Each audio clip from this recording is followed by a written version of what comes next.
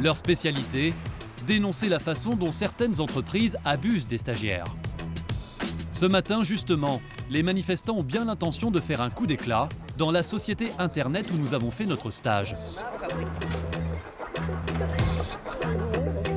Allez, c'est parti. C'est parti. Pour que leur action ait le plus de retentissement possible, ils ont prévenu la presse.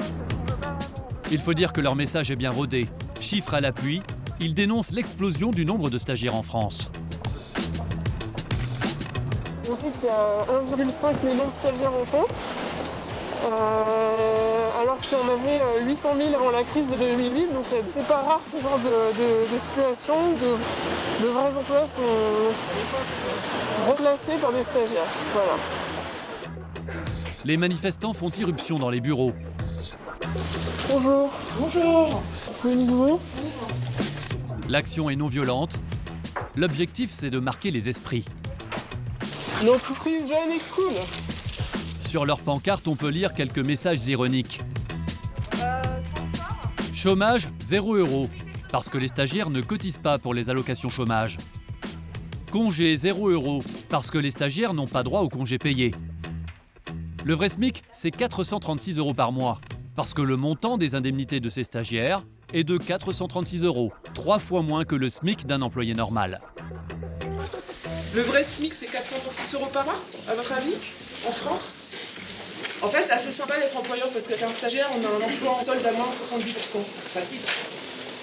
Avoir recours de façon massive à une main-d'œuvre bon marché, faite de stagiaires, comme le fait cette entreprise, ce n'est pas illégal. Mais aux yeux des manifestants, c'est un peu abusif. Vous êtes combien de stagiaires?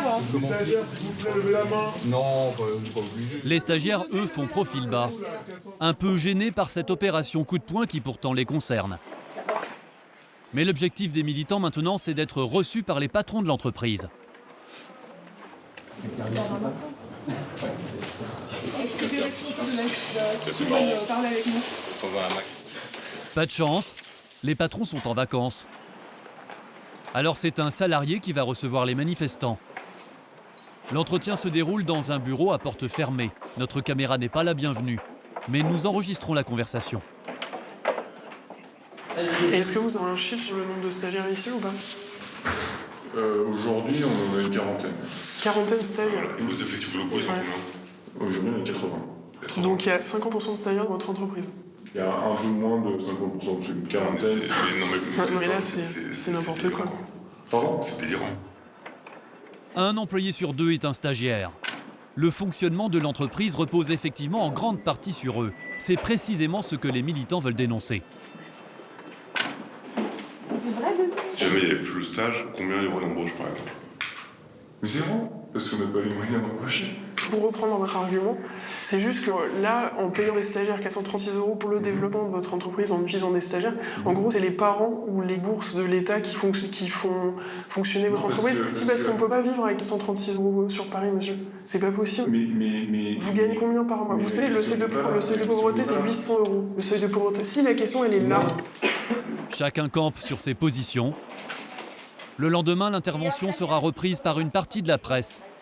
C'est ce que voulaient les manifestants. Des opérations éclairs comme celle-ci, ils en organisent plus d'une dizaine par an. Car des entreprises qui, selon eux, sont dans l'abus, il y en a beaucoup. Parmi les dernières actions en date, celle réalisée à la BNP.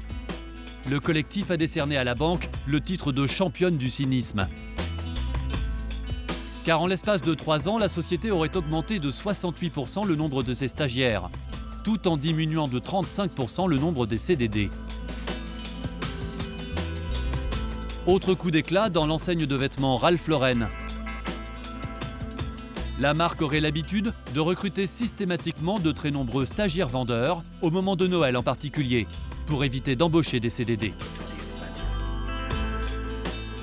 Des militants très motivés pour dénoncer ces dérives du système. Il faut dire qu'ils sont eux-mêmes directement concernés.